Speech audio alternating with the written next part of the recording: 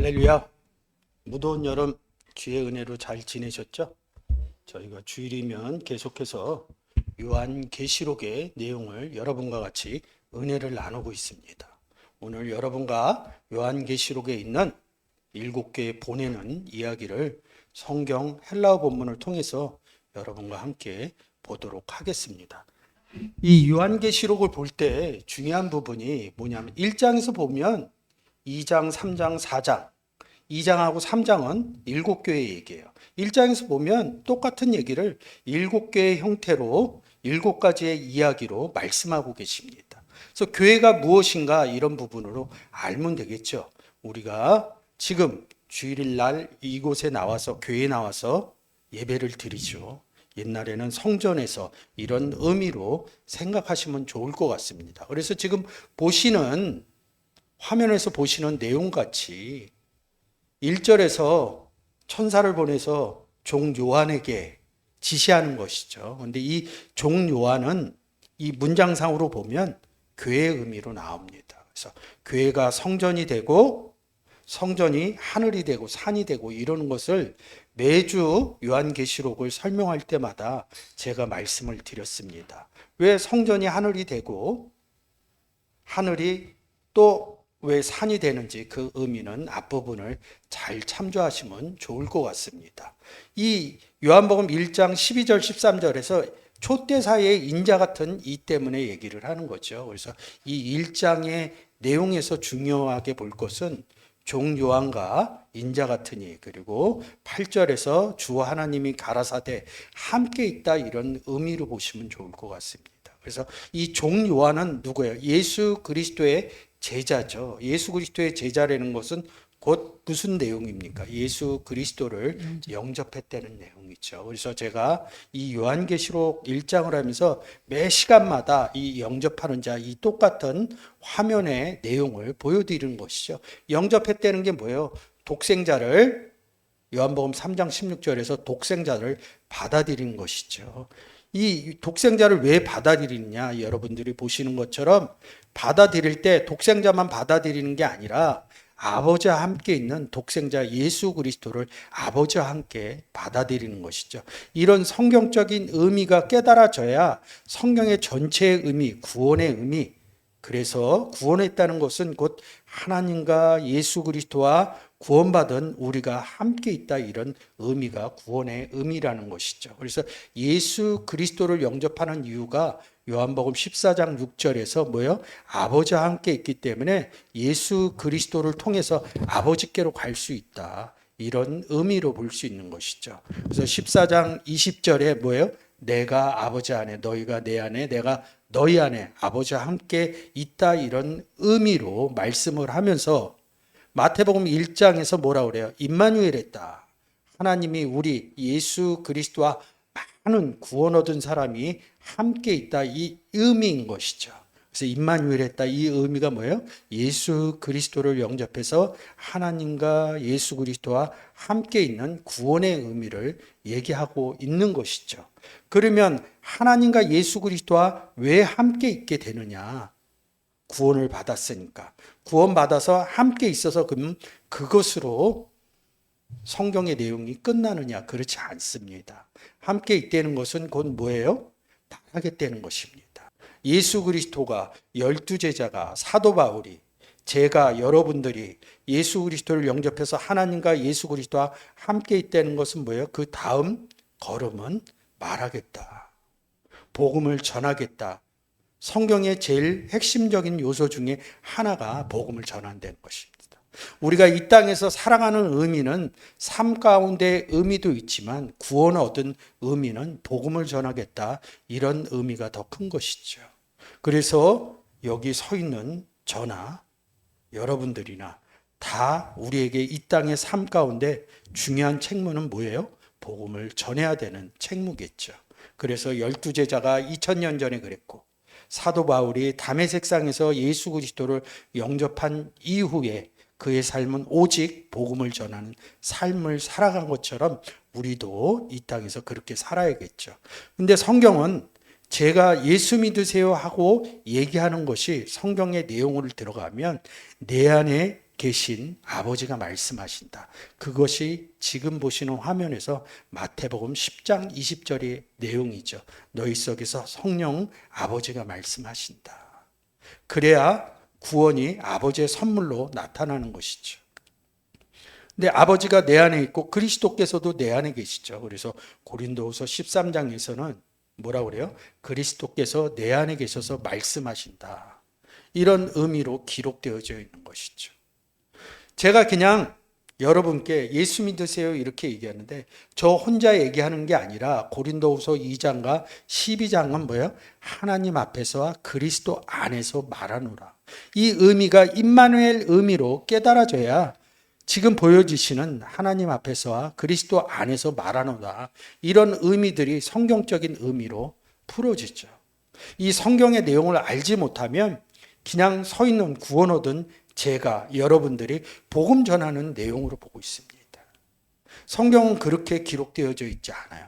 하나님과 함께 그리스도와 함께 복음을 전하는 형태를 얘기하고 있습니다. 이것은 지식의 내용으로 잘 얘기하는 것이 아니죠. 그런 복음의 내용을 얘기할 때 먼저 내가 하나님과 예수 그리스도와 함께 있다. 그게 하나님 앞에서와 그리스도 안에서 말하노라. 이런 의미가 숨겨져 있는 것이죠. 그래서 이렇게 열매를 맺는 이 의미로. 그래서 요한복음 15장에서 예수 그리스도가 포도나무여 아버지가 농부인 의미로 포도밭의 의미를 얘기한 거죠. 그래서 5절에서 너희는 포도나무에 붙은 가지니 이렇게 얘기합니다. 앞에서 얘기한 것처럼 성전의 그림으로 하늘로 이렇게 얘기합니다. 그래서 우리가 예수 그리스도를 영접하고 나서 제일 먼저 하는 것이 뭐예요? 교회에 나와서 예배 드리면서 오늘도 예배 시간에 뭐라고 얘기합니까? 하늘에 계신 우리 아버지. 주기도문 하는 것이죠. 주기도문의 의미가 있는 것이죠. 그래서 하늘의 의미와 성전의 의미는 같다. 그래서 제가 이렇게 써놓은 것이죠.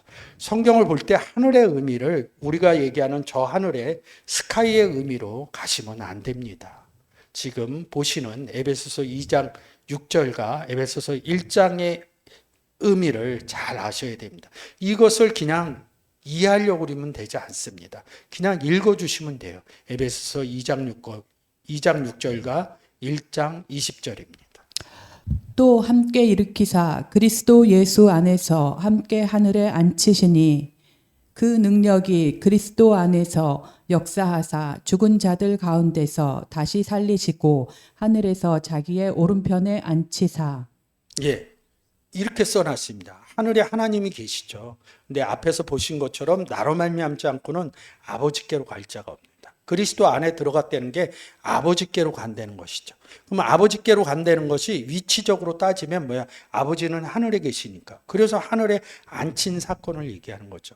그러면 하늘에 누구 있어요? 하나님 아버지, 예수 그리스도, 나. 이 의미로 내 안으로 끌고 오면 제가 예수님 믿으세요 이렇게 얘기할 때 뭐예요? 하늘에서 인자이신 예수 그리스도가 내려오는 것이죠. 그래서 예수를 믿지 않는 사람에게 들어가면 그 그저주의 요한복음 3장 13절입니다. 하늘에서 내려온 자 곧 인자 외에는 하늘에 올라간 자가 없느니라. 예수 그리스도가 하늘에서 내려오려면 누가 있어요? 하늘에 앉힌 자들이 예수 그리스도를 복음으로 전해야 하늘에서 인자가 내려올 수 있습니다. 이 부분이 성경적으로 보여지면 성경의 의미가 달리 보여지는 것이죠. 그래서 우리가 매번 주일이면 예배 때마다 주기도문을 하는 거죠. 그래서 주기도문 중에서 10절에 이런 내용이 있는 것이죠. 나라가 임하옵시며 뜻이 하늘에서 이루어진 것 같이 땅에서도 이루어지이다. 이 주기도문을 통해서 하늘과 땅의 의미를 얘기합니다. 이 하늘과 땅의 의미를 마태복음 빼고는 계시록의 하늘과 땅의 단어, 하늘 우라노스, 땅, 개라는 헬라어를 단어를 쓰는데 마태복음을 빼놓고는 이 요한계시록에 제일 많이 기록되어져 있어요. 그래서 하늘이 무엇이고 땅이 무엇인지 그 의미를 찾아가면 좋을 것 같습니다. 하늘에서 이루어진 게 뭐예요? 이 의미가 하늘에 앉힌 사건입니다. 그리스도 안에 들어간 것이 하늘에서 이루어진 사건입니다. 하늘에서 이루어진 사람들이 어떻게 돼요? 예수 그리스도를 인자가 하늘에서 어디로 내려와요?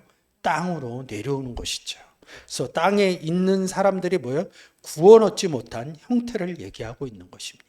우리가 세상적인 비행기 타고 올라가는 스카이, 그리고 우리가 세상에서 발 밑에 딛고 있는 땅의 의미를 얘기하는 게 아닙니다. 하늘은 구원 얻은 의미, 땅은 이 부분에서 구원 얻지 못한 의미. 우리가 땅에 있다가 예수 그리스도를 통해서 하늘에 올라간 것이죠. 땅에서 이루어지는 게 뭐예요? 우리가 복음을 전했을 때 복음을 예수 그리스도를 영접하는 사람들이 땅에 이루어지는 상태로 보시면 좋을 것 같습니다. 그래서 사도행전 1장 8절과 사도행전 13절의 내용을 한번 보시도록 하겠습니다. 오직 성령이 너희에게 임하시면 너희가 권능을 받고 예루살렘과 온 유대와 사마리아와 땅끝까지 이르러 내 증인이 되리라 하시니라. 주께서 이같이 우리를 명하시되 내가 너를 이방의 빛을 삼아 너로 땅끝까지 구원하게 하리라 하셨느니라. 땅끝까지 너에게 내 증인이 되면, 증인이 뭐 하고 있는 거예요? 복음 전하는 것을 증인이라고 그러죠. 근데 여기 땅끝까지 이럽니다. 개라는 단어를 썼죠. 여기 여러분들이 보시는 것처럼 똑같습니다. 주기도문에 개라는 단어. 땅에서 이루어지이다, 이 단어하고 같죠. 끝. 에스카토스 이릅니다. 에소 이릅니다. 이 부사라는 단어인데 이 부사에 여러 문장들이 써 있어요. 아들을 낳기까지, 아들을 낳는다 할 때 아주 중심 구절로 쓰고 있습니다. 아들, 어떤 아들이요? 하나님의 아들이죠. 우리는 그냥 성경을 보지 않으면 예수 그리스도만 하나님의 아들이라고 봅니다. 근데 예수 그리스도를 영접한 사람을 성경은 아들이라 얘기합니다. 땅에 들어가, 하늘에서 내려와 인자가 땅으로 들어가 아들을 낳기까지, 이런 의미로 보시면 좋을 것 같습니다. 그래서 땅과 하늘의 의미를 잘 찾아가시면 좋을 것 같습니다. 로마서 10장 17절 18절입니다. 그러므로 믿음은 들음에서 나며 들음은 그리스도의 말씀으로 말미암았느니라. 그러나 내가 말하노니 저희가 듣지 아니하였느뇨.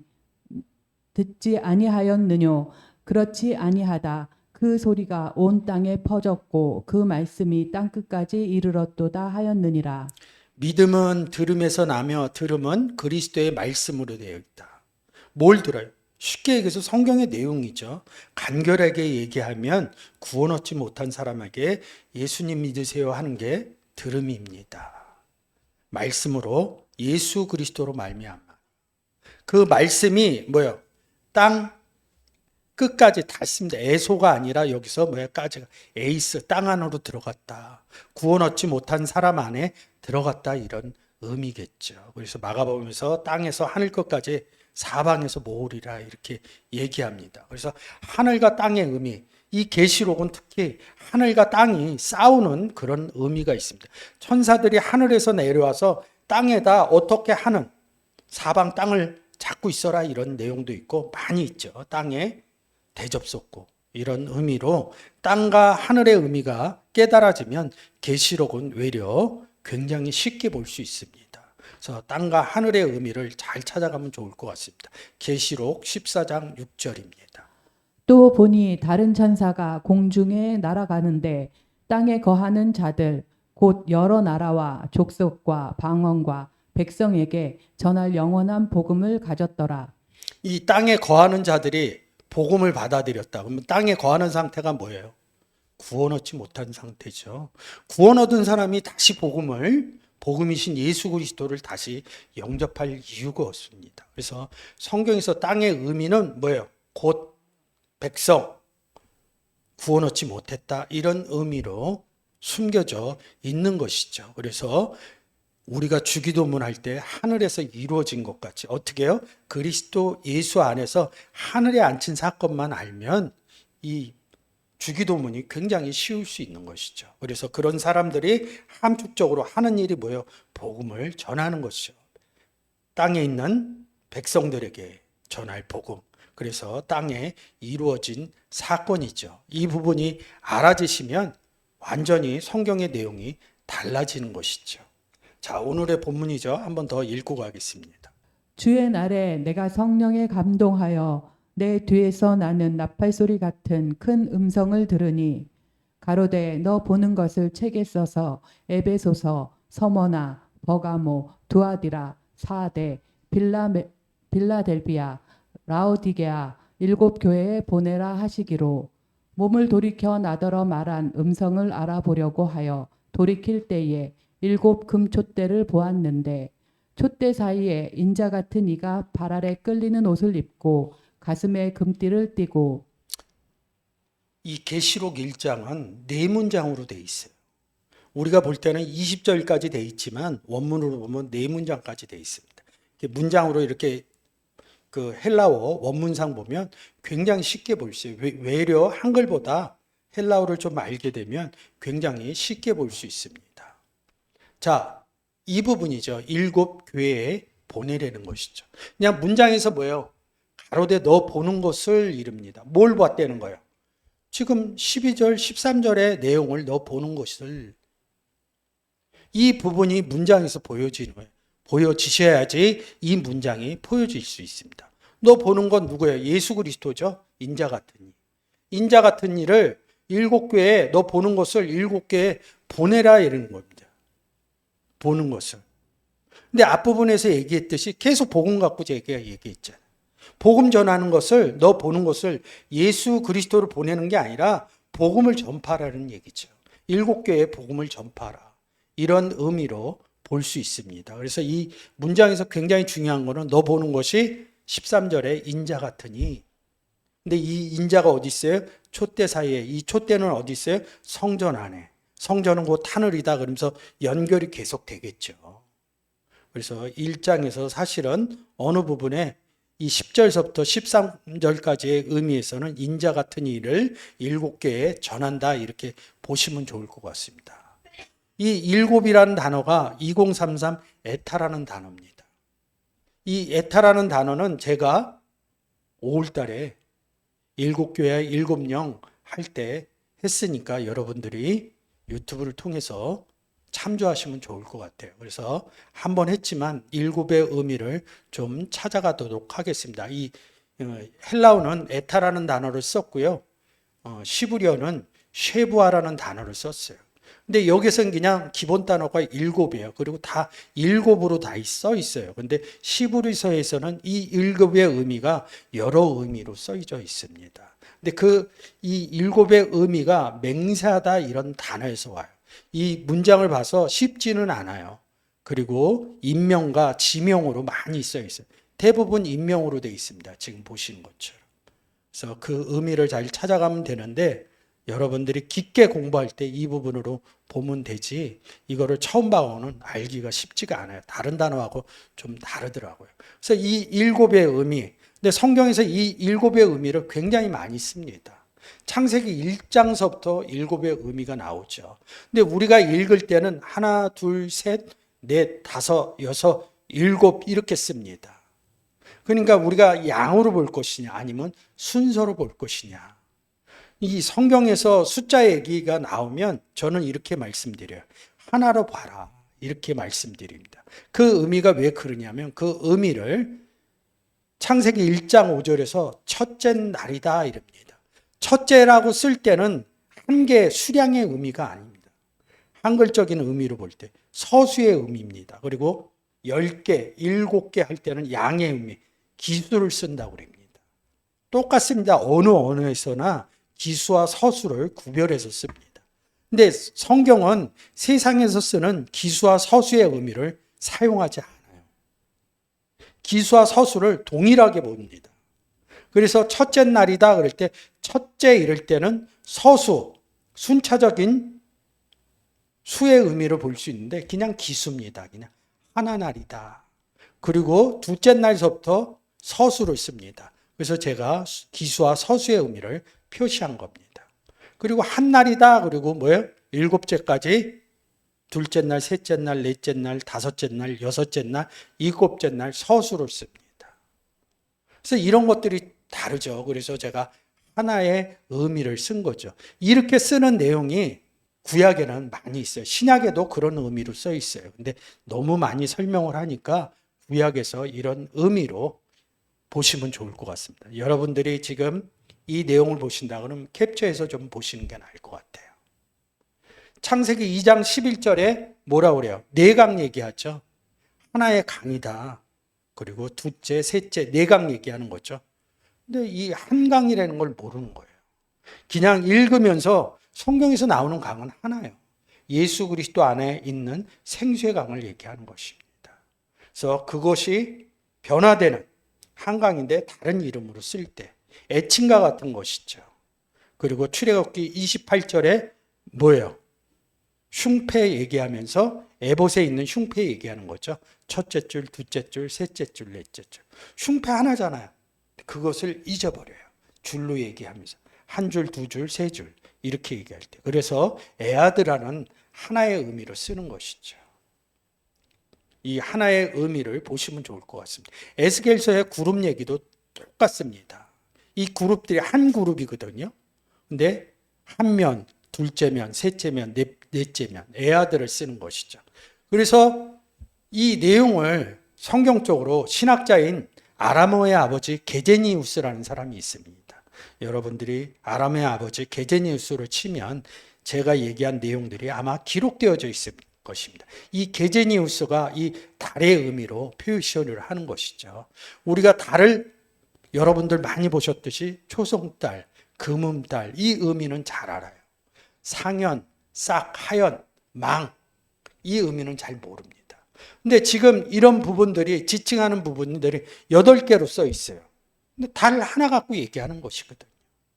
성경도 마찬가지야. 하나의 의미를 7자리 아래에서는 7가지의 각기 하나를 똑같이 설명하는데 다른 의미로 각색을 하는 것이죠. 그런 의미로 쓴 것이죠. 7교회는 교회가 7개 있어요. 그 교회의 의미가 달라요? 교회의 의미에서 7가지의 각색의 의미를 표시한 것입니다. 근데 중점적인 것은 교회라는 것이죠. 그래서 교회의 의미만 성경적인 의미로 찾아가면 좋은 것이죠. 그래서 1년을 하루같이, 야곱이 7년을 한날같이, 하루가 천년같이, 천년이 하루같이 하나의 의미를 찾아간다는 것이죠. 그래서 계시록에는 7의 의미가 이렇게 기록되어져 있어요. 제가 7만 쓰여져 있는 것을 여러분께 보여드리는 것입니다. 촛대, 별, 교회, 인, 뿔, 눈, 나팔, 우레, 재앙, 금대접, 7천사, 7머리, 7산 하나라고 생각하면 됩니다. 그러니까 여기서 중요한 건 뭐예요? 교회고, 별이고, 촛대고, 인이고, 뿔이고, 나팔이고, 영이고. 영 뭐예요? 푸뉴마죠. 많은 무수한 영들이 있더라. 어디에요? 그리스도 안에 있는 영들을 얘기하는 것입니다. 그래서 여러분들이 성경에서 여러 숫자가 나오겠지만 하나의 의미로 보시면 좋을 것 같습니다.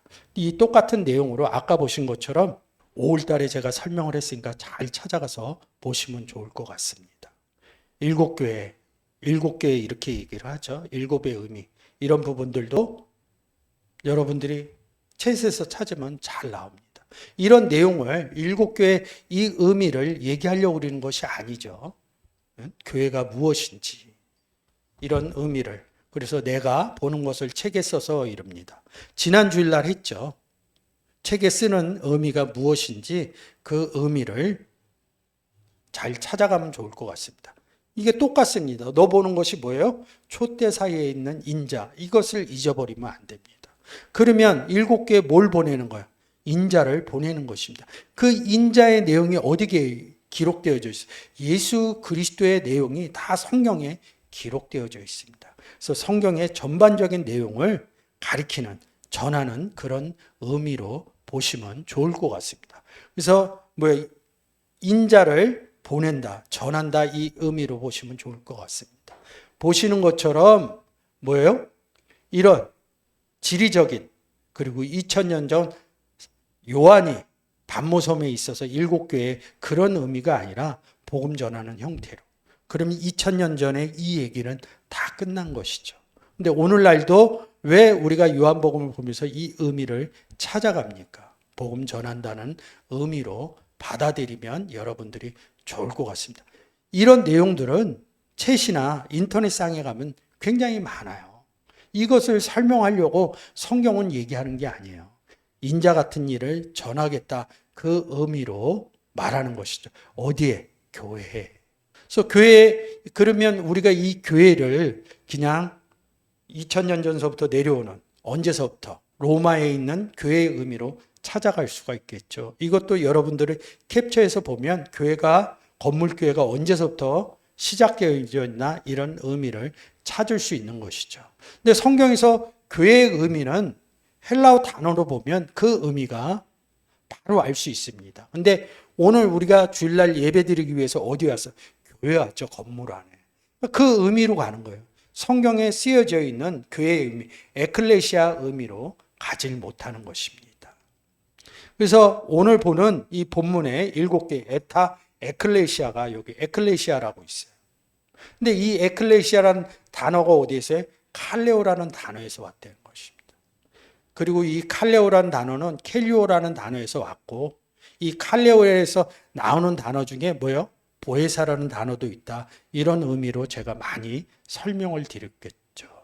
그래서 이 교회의 의미를 딱 할 때는 고린도전서 1장 2절을 그냥 읽으시면 됩니다. 고린도에 있는 하나님의 교회 곧 그리스도 예수 안에서 거룩하여지고 성도라 부르심을 입은 자들과 또 각처에서 우리의 주 곧 저희와 우리의 주 되신 예수 그리스도의 이름을 부르는 모든 자들에게. 교회 곧 뭐라고 그래요? 그리스도 안에 있는 거룩하여 진 성도 이릅니다. 성도가 교회라는 것입니다. 그러면 여기까지 생각하던 의미하고 다르죠. 하나님의 교회, 그리스도 안에 들어가서 하나님과 함께 있는 사람들을 성도라고 그러고 교회라고 그러는 것이죠.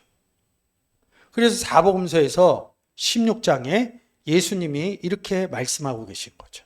너는 베드로라 내가 이 반석 위에 내 교회를 세우리니 음부의 권세가 이기지 못하리라. 성경에서 반석 이릅니다. 바위 얘기하는 게 아니죠. 고린도전서 10장에 가면 뭐라 그래요? 반석이신 그리스도 이렇게 얘기합니다. 그리스도 위에 예수 그리스도 함께 있는 그 위에 성도를 세우겠다. 어디에서? 그리스도 안에서 반석 위에서, 이런 의미로 같이 보여지면 좋겠죠. 근데 이 에클레시아라는 단어는 어디에서 파생됐어요? 칼레오라는 단에서. 그래서 칼레오의 의미를 찾으면 고린도전서 1장 이전이나 마태복음 16장의 의미가 잘 해석되어지는데 성경적으로 보여질 수 있는 것이죠. 그래서 마태복음 2장 15절에 애굽에서 내 아들을 불렀다 이릅니다. 어디로 불러요? 예루살렘으로 부르죠. 애굽은 어디예요? 이방이죠. 예루살렘은 어디예요? 가나안 땅이죠. 그리스도 안으로 불렀다. 이 예표겠죠. 구원 얻는 과정을 써놓은 것이죠. 그래서 사루 2장에서는 이를 위하여 우리 복음으로 너희를 부르사. 이를 위하여 복음으로 예수 그리스도로 너희를 어디로 부른 거예요? 너희를 그리스도 안으로 불렀다. 그리스도 안으로 불렀다는 게 뭐예요? 구원 얻었다, 영접했다. 이 의미로 그냥 문장에서 이렇게 보시고 너희를 불렀는데 어디로 이렇게 생각하셔야 돼요. 그리스도 안에서. 그래서 고전 7장에서 이렇게 써 있는 것이죠. 주 안에서 부르심을 받은 자는 주 안에서 부르심을 받았다. 같은 내용이죠. 그런 자들을 제자라고 그리고 뭐라고 그래요? 종이라고 얘기하는 것이죠. 똑같은 내용을 베드로전서 5장에서도 모든 은혜의 하나님 곧 그리스도 안에서 너희를 부르사. 하나님이 그리스도 안에서. 그러니까 임마누엘 의미가 잘 깨달아지면 하나님이 예수 그리스도와 구원 얻은 사람이 함께 있다. 이 임마누엘 의미가 잘 알아지면 고린도전서나 베드로전서 5장의 내용들이 이것을 임마누엘 한 의미를 이렇게 또 성경은 이렇게 각색해서 말씀하고 계시는구나. 그 의미가 깨달아지게 되는 것이죠. 그래서 제가 계시록을 할 때 앞부분에서 임마누엘, 하나님과 예수 그리스도와 구원 얻은 우리가 함께 있습니다. 그래서 사진으로 여러분들에게 계속 보여주는 의미가 무엇이냐. 이런 문장에서 그냥 저절로 풀어지는 것입니다. 디모 1장입니다. 하나님이 우리를 구원하사 거룩하신 부르심은 우리의 행위대로 하심이 아니요 하나님이 우리를 구원하사 누구를 통해서? 예수님을 통해서죠. 그래서 그리스도께서 요한복음 14장 6절에 나로 말미암지 않고는 아버지께로 갈 자가 없다. 예수 그리스도가 부른 줄 알았더니 사실은 아버지 하나님이 부르신 것이죠. 제가 구원 얻을 때로 누구를 통해서 제가 예수 그리스도를 영접했습니다. 그 사람을 통해서 제가 구원 얻은 것은 맞지만 성경적인 의미로 뭐야? 하나님이 그분 안에서 저를 부른 것이죠. 그 의미가 보여지는 것이죠. 그래서 살전의 4장의 의미가 또 보여지는 것이죠. 하나님이 우리를 부르심은 부정케 하심이 아니요 하나님이 우리를 불렀다는 것입니다. 누구를 통해서? 예수 그리스도를 통해서. 이 부르심의 의미가 달라지는 것이죠. 그러면 고린도전서 7장에서 형제들아 각각 부르심을 받은 대로 뭐예요? 예수 그리스도를 통해서 부르심 받아서 뭐예요? 그리스도를 통해서 누구로? 나로 말미암지 않고는 아버지께로 갈 자가 없느니라. 그래서 임마누엘 했다는 것이죠. 그래서 그 7장 뒤에 부분이 하나님과 함께 거하라. 임마누엘 해라. 이런 의미겠죠. 그래서 성경을 통해서 우리는 예수 그리스도를 영접해서 그냥 그리스도를 영접한 것이에요. 이렇게 얘기하는 게 아니라 그리스도를 영접해서 나는 하나님과 함께 있는 사람입니다. 이런 의미로 받아들여야 된다는 것이죠. 그래서 영접의 의미가 성경을 통해서 여러분들이 성장하면 뭐예요? 하나님과 함께 거한 의미로 깨달아진다는 것이죠. 이 부분이 칼레오 했다 이런 의미로 얘기를 하는 것이죠. 칼레오 의미를 좀 더 보도록 하겠습니다. 그러면 지금 여러분들이 보시는 게 불렀다는 게 뭐예요? 예수 그리스도 안에 들어갔다는 것이고 더 한 발자국 들어가면 뭐야? 하나님과 함께 있다 이런 의미로 받아들일 수 있는 것이죠. 베드로전서 2장 9절이 여러분들이 잘 알 수 있습니다. 베드로전서 2장 9절입니다. 오직 너희는 택하신 족속이요 왕 같은 제사장들이요 거룩한 나라요 그의 소유된 백성이니 이는 너희를 어두운 데서 불러내어 너희를 어두운 데서 불러내어 기이한 빛에 들어갔다는 것이죠. 기이한 빛은 누구예요? 하나님은 빛이시요 예수 그리스도는 세상의 빛으로 왔다. 그래서 예수 그리스도 안에 들어가서 우리도 빛이 됐다는 거죠. 빛 안에 들어가기 전에는 뭐야? 성경은 빛의 반대가 어둠이라는 거죠. 호셰크 이릅니다. 어두운 데서 구원 얻지 못한 데서 칼레오에 있다. 애굽에서 내 아들을 불러냈다. 이런 의미랑 똑같죠. 앞부분에 그런 불러내 전 상태가 어디예요? 어두웠던 상태겠죠. 그것을 로마서 9장 24절에서는 이 그릇은 우리니 곧 유대인 중에서뿐 아니라 이방인 중에서도 부르신 자니라. 이방인, 가나안 땅, 이스라엘 땅 밖을 우리가 지도적으로 위치적으로 보면 이스라엘 땅을 중심으로 그 바깥에 있는 것은 다 이방 땅이죠. 우리는 그렇게 알았는데 에베소서에서는 뭐라고 그래요? 에베소서 2장에서 뭐예요? 그리스도 밖에 있을 때 이방인이라고 그래요. 달라지는 것이죠. 그리스도 밖에 있을 때 그리스도 안으로 칼레오했다. 이런 의미로 달라지는 것이죠. 물론 의미가 뭐예요? 하나님과 앞부분에서 보면 하나님과 함께 거하는 의미를 얘기할 거죠. 하나님과 함께 거해진 사람들이 뭐예요? 26절에 너희는 내 백성이 아니라 한 그곳에서 저희가 살아계신 하나님의 아들이라 부름을 얻으리라. 이방인 중에서 불러서 뭐예요? 기이한 빛에 들어가서 하나님의 아들이라 부르심을 얻었다는 거죠. 그리스도 안에 들어가야 하나님의 아들이라 불러줬다는 것이죠. 그러면 그것으로 끝나나요? 하나님과 함께 예수 그리스도와 함께 임마누엘 된 상태가 알아져야 하나님의 아들이라는 것이죠. 계시록 19장에서는 청함받았다. 그래서 하나님의 아들이 된 사람은 히브리서 2장 11절에서 뭐예요? 형제가 되었다. 그런 의미로 불렀다, 이런 의미로 얘기하는 것이죠. 그래서 칼레오 했다, 그런 것을 구약에서는, 히브리어에서는 카라라는 단어를 쓰거든요. 주의 이름을 불렀다, 이 의미로. 그 의미가 좀 바뀌어지겠죠. 하나님 여호와의 이름을 불렀다, 여호와의 이름을 불렀다, 칼레오 했다, 복음 전했다, 이런 의미로 바뀌어져서 성경이 그냥 하나님을 외쳐서, 하늘에 계신 하나님을 외쳐서 불렀다, 이런 의미에서 복음 전하는 의미로 문장이 바뀌어져서 보여줄 수 있다는 것입니다. 성경은 좀 달라지는 것이죠. 이 칼레오라는 단어에서 에클레시아, 교회라는 단어가 나왔대요.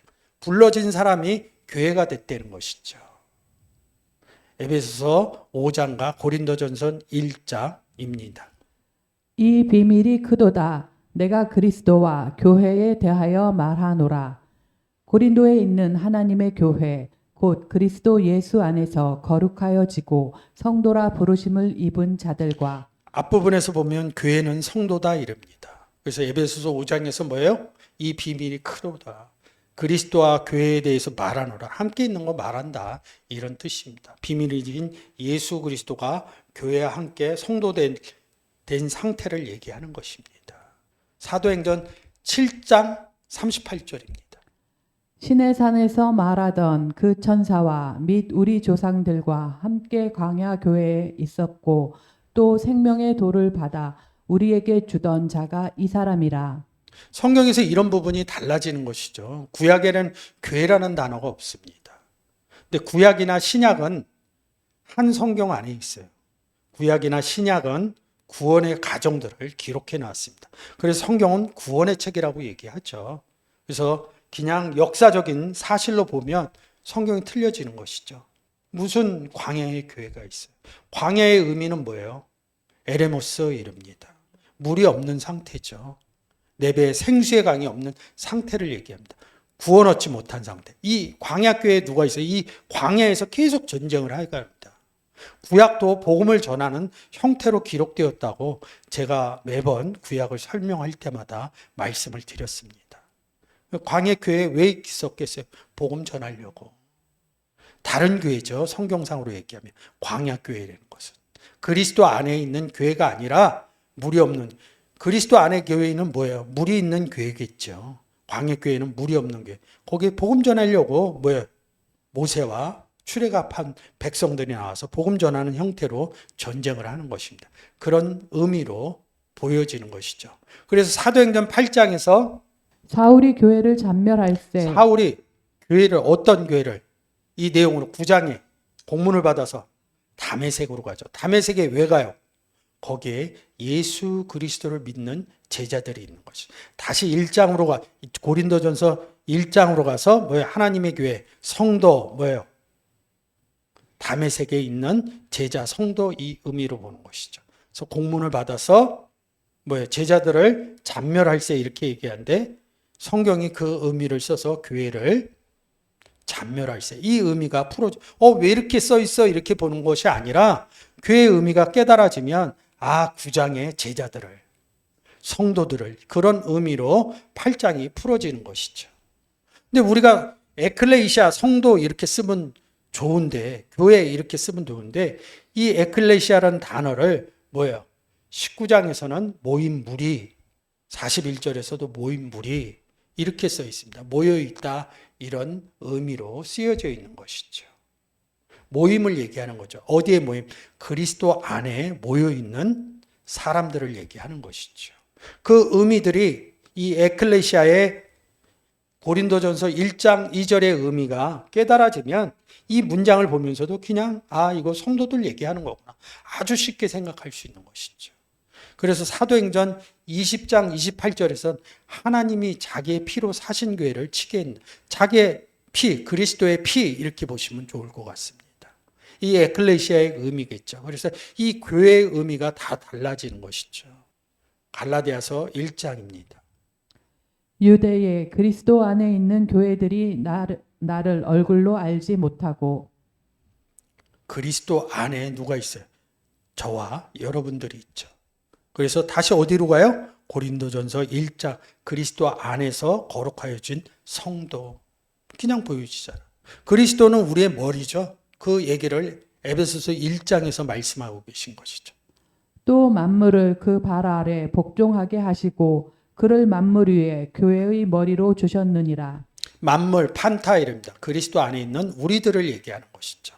골로새서 1장 18절에서 그의 몸인 교회의 머리라. 몸인 이릅니다. 이 몸이 나오면 그냥 고린도전서 6장 끝구절로 갑니다. 하나님께로부터 몸 받은 바. 우리는 예수 그리스도를 받았습니다. 이 성경에 보는 내용이 아주 중요한 구절 중에 저는 하나라고 봅니다. 그냥 예수 그리스도를 받았다 이러면 굉장히 쉬워요. 독생자를 주셨다. 예수 그리스도를 영접했다. 이러면 우리는 그냥 성경 안 봐도 그 의미를 금방 알 수 있습니다. 근데 성경은 그렇게 기록해 놓지 않았어요. 고린도전서 6장 19절에 하나님께로부터 몸 받은 바, 예수 그리스도 독생자를 준 것을 몸 받은 바 이렇게 기록해 놓은 것입니다. 그래서 골로새서 1장 18절에 그의 몸인 이렇게 기록되어져 있는 것이죠. 이런 부분들이 달라지는 것이죠. 그래서 에클레시아의 의미를 일곱 교회의 의미, 한 교회의 의미, 일곱은 하나다. 교회는 성도다. 성도의 의미로 정리를 하고 가면 굉장히 문장이 간결해지고 성경의 의미가 쉽게 보여질 수 있는 것이죠. 근데 우리는 숫자에 너무 강해요. 근데 성경은 하나된 부분을 얘기해요. 임마누엘들. 몸도 하나요. 주도 하나. 하나님도 한 분이신 하나에 다 들어가 있는 거죠. 하나님 안에서 그리스도 안에서 하나 안에서의 의미를 얘기하는 겁니다. 그 하나의 의미의 일곱으로 끝나요? 그리스도 안에 들어가신 분들이 얼마나 많은데요. 셀 수가 없죠. 셀 수 없는 많은 무리들이죠. 그걸 세고 있는 것은 아닙니다. 그냥 그리스도 안에서 하나님 안에서 하나의 의미로 귀결시킨다는 것이죠. 그래서 숫자의 의미에 얽매이면 성경 풀 수 없습니다. 그래서 교회의 의미, 성도의 의미, 이 성도는 어디에 있느냐?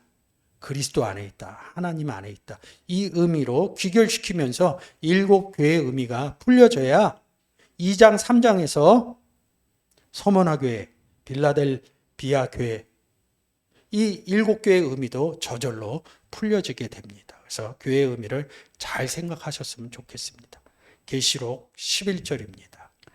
가로되 너 보는 것을 책에 써서 에베소, 서머나, 버가모, 두아디라, 사데, 빌라델비아, 라오디게아 일곱 교회에 보내라 하시기로. 자, 이 단어로 보내라. 펜포라는 단어입니다. 보낸다 그러면 어딜 간다. 누가 시켜서. 근데 왜 보내는 거예요? 11절에 너 보는 것 때문에 그런 거거든요. 인자를 받기 때문에 보내는 거죠. 인자를 못 받는데 보내봐야 아무런 소용이 없어요. 12절, 13절에 촛대사의 성전 안에 있는 예수 그리스도를 봐야 복음을 전할 수 있다 이런 의미입니다. 그 인자가 어디 있어요?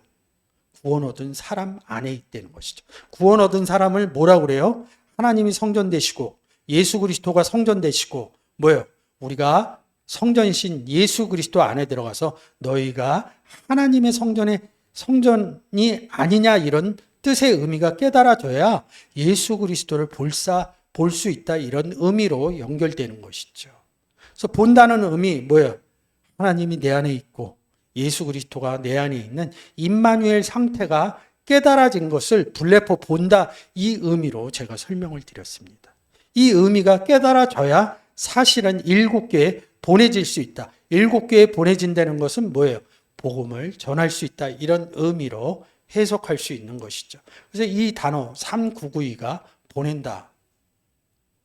펜포라는 단어입니다. 그런데 이 펜포라는 단어는 CM이라는 스트롱 사전에 써 있지는 않아요. 근데 이 스트롱이라는 학자가 이 CM이라는 제가 볼 때는 고전 헬라어인 것 같아요. 뭐 그 내용을 찾지는 못했어요.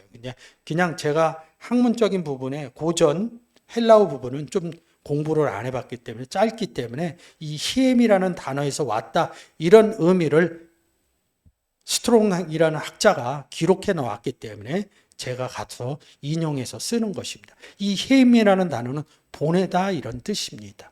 근데 이 히엠이라는 단어가 파생시켜서 나오는 단어가 지금 보시는 것처럼 7단어가 있어요. 시에미로부터 연결이 되었다. 그 단어 중에 하나가 보냈다 이런 의미가 숨겨져 있다는 거죠. 옆에 보시는 것도 아피헤미, 아포시에미 이럽니다. 보내졌다, 아포되어져 있다, 나왔다, 보내심을 받았다 이런 의미로 나오시는 것이죠. 그래서 이 아피에미는 구원 단어로 제가 몇 번이나 설명드렸습니다. 그리고 4929 시니 에미 이릅니다. 함께 보내졌다. 함께 보내줌. 누구랑 함께? 하나님과 예수 그리스도와 함께 보내진 상태를 얘기하는 것이죠. 그래서 보낸다 이런 뜻으로 얘기를 한 것입니다. 그래서 이 펜퍼라는 단어로 많이 쓰여져 있어요. 79회나 써져 있는데 요한복음에서 그 의미를 잘 나타내고 있습니다. 요한복음 8장입니다. 내가 나를 위하여 증거하는 자가 되고 나를 보내신 아버지도 나를 위하여 증거하시느니라. 이 요한복음이 언제 기록되어져 있어요? 2000년 전이죠.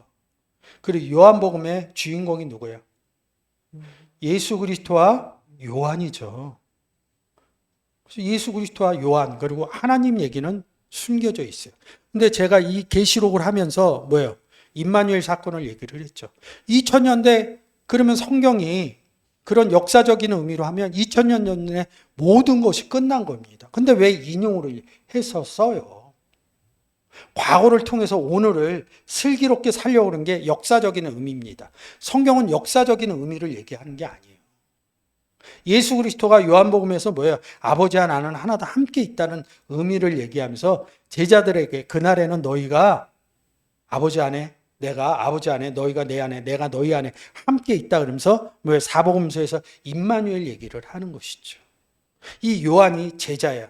영접했다는 제자의 의미입니다. 역사적인 의미로 이 사복음서 성경의 2000년 전에 기록된 내용으로 갖고 오면 안 됩니다. 오늘날 구원 얻은 나에게 적용을 시켜야 됩니다.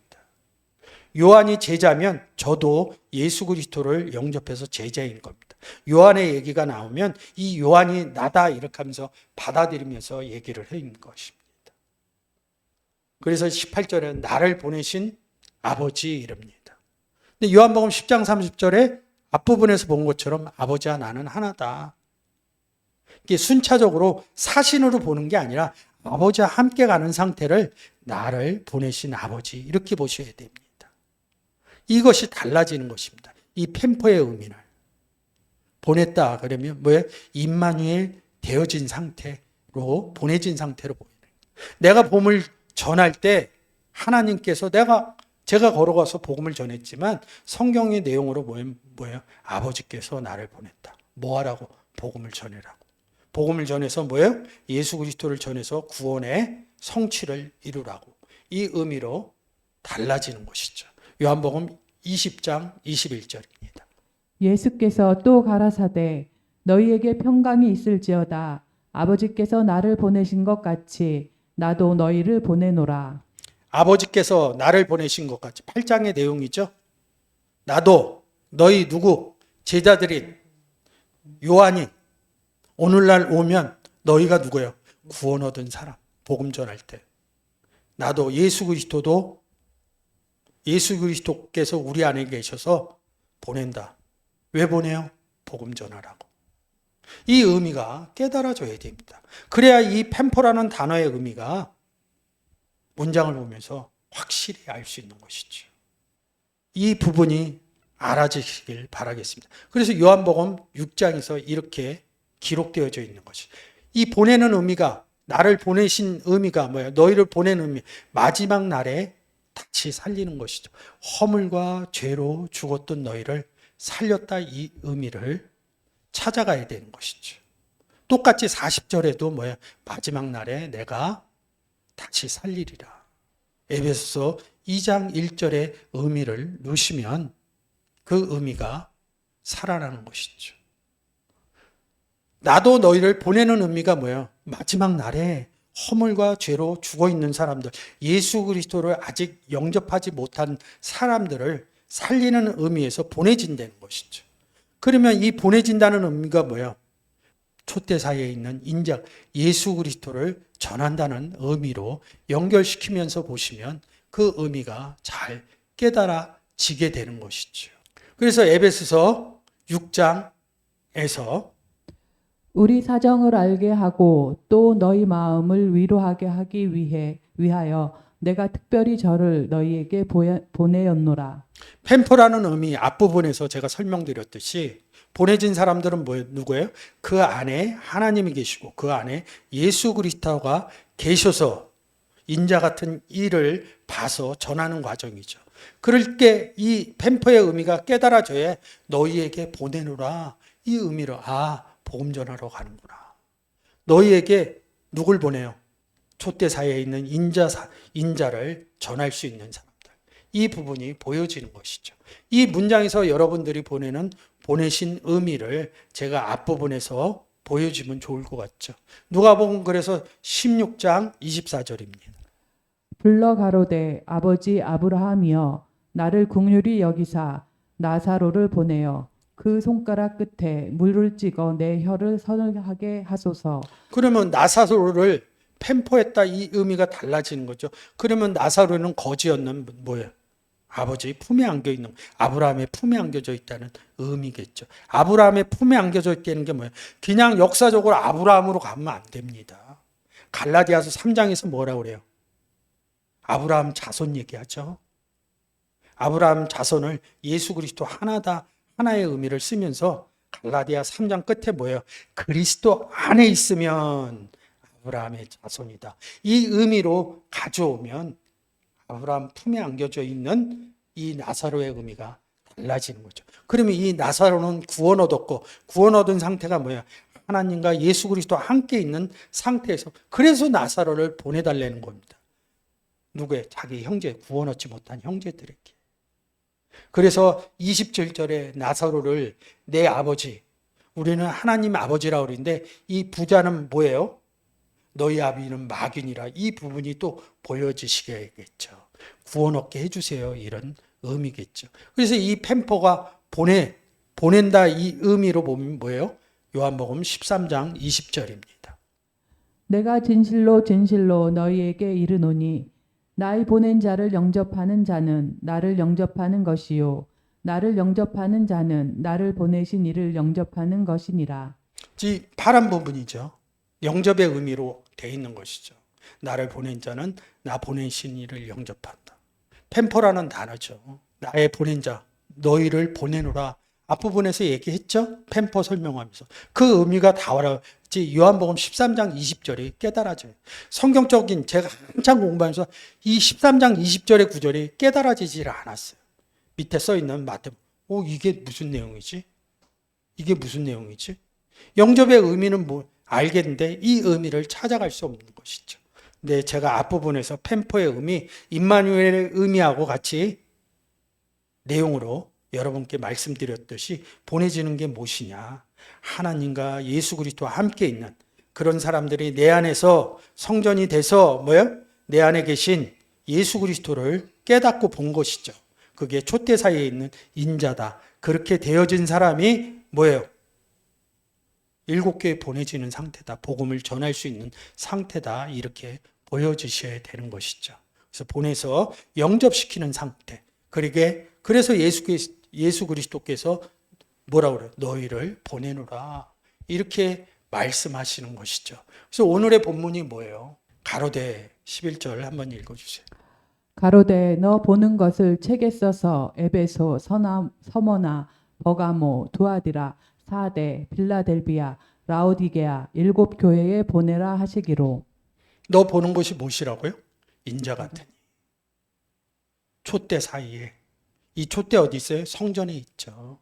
근데 성경은 회막, 성막, 성전 이렇게 바꿔놓는데 신약에 와서 이 성전을 뭐라고 해요? 하나님이 성전 되시고 어린 양이 성전 되시고 육체된 성전을 얘기하고 예수 그리스도를 영접해서 구원 얻은 사람은 성전이라고 얘기하죠. 그래서 하나님 성전, 예수 그리스도 성전, 구원 얻은 사람이 성전돼서 이 세 성전이 하나 되어져 있는 것이죠. 그래서 내 안에 하나님이 계십니다. 내 안에 예수 그리스도가 계십니다. 이것이 깨달아지면 뭐예요? 촛대 사이에 인자 같은 이가 내 안에 있는 것을 얘기하는 것이죠. 요한이 이렇게 본 것이죠. 요한이 이렇게 봤다는 것은 뭐예요? 요한은 예수 그리스도를 영접하고 성도가 돼서 교회가 된 사람이죠. 그것을 봤다는 것이죠. 눈 밖으로 본 게 아니라 내 안에 있는 예수 그리스도를 봤다는 의미죠.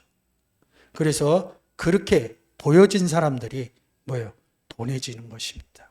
여러분, 오늘 이 본문을 통해서 구원을 얻어서 오늘 이곳에 오셔서 예배를 드렸다 그러면 이 본문을 통해서 내 안에 하나님이 계시고 내 안에 예수 그리스도가 계신다는 것을 성경을 통해서 깨달아졌다면 여러분 일곱 교회에 보내질 사람들입니다.